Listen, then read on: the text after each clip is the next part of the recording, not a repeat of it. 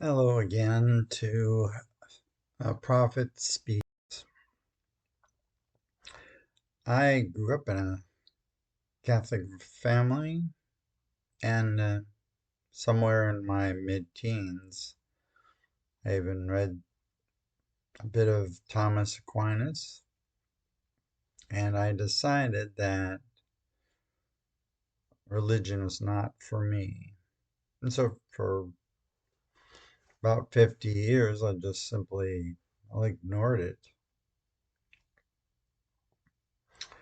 So what could bring me back, or actually just deliver me for the first time into the arms of religious experience? So, what is faith? Um, and we begin with Jesus is saying that what we need to be saved is the law and the prophets.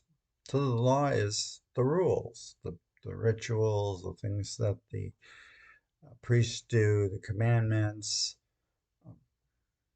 and the prophets are the experiences that are that go along with faith and spiritual wisdom.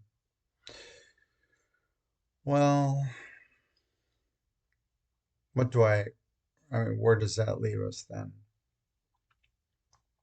Well, speaking in parable terms that prophets use, that Jesus used when he was a prophet, uh, the essence of faith is in the whispers of God that, pardon me, that Elijah heard, I believe. And so, speaking with God, I say, really? That's what it is? Well, really? And so God says, well, Boethius is revealed to us in 524 AD that what's really important for faith is no need to be right. And then God says, God says, really? Yeah. Um, well, why is that important? Because we want faith. We want faith that gives us peace and joy. So all we have to do is have no need to be right, really? Am I right? And then God says, really? You're saying, am I right? Uh, and we have this rather specific and unusual mechanism in our minds that we think that in order to be happy, we need to be self-sufficient. Am I right? And yet it's self-contradictory because we have also the compulsion to have other people tell us that we're right. Am I right? And we can continue this algorithm really until finally that final sentence, the am I right, is omitted. And then that yields to yields to something that is quite different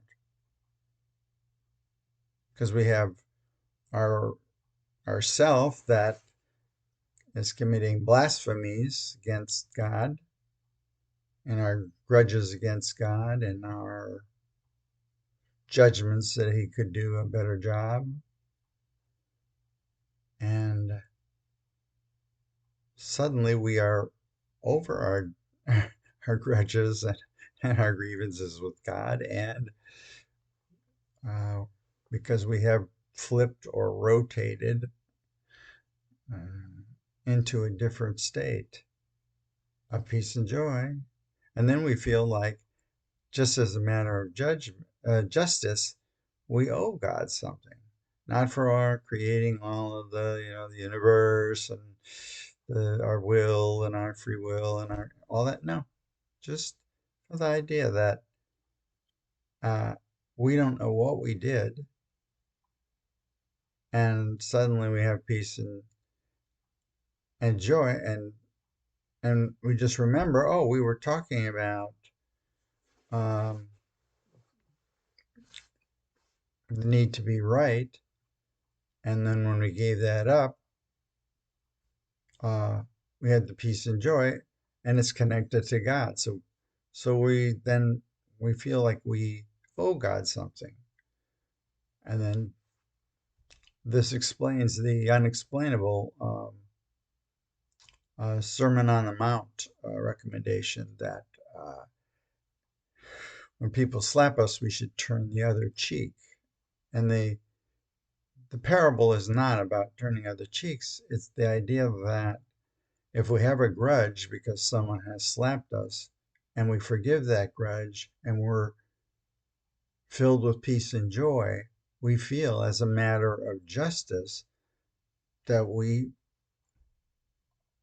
owe that person who slapped us something because he's given us the most important gift in the highest good in this world. Have a great day.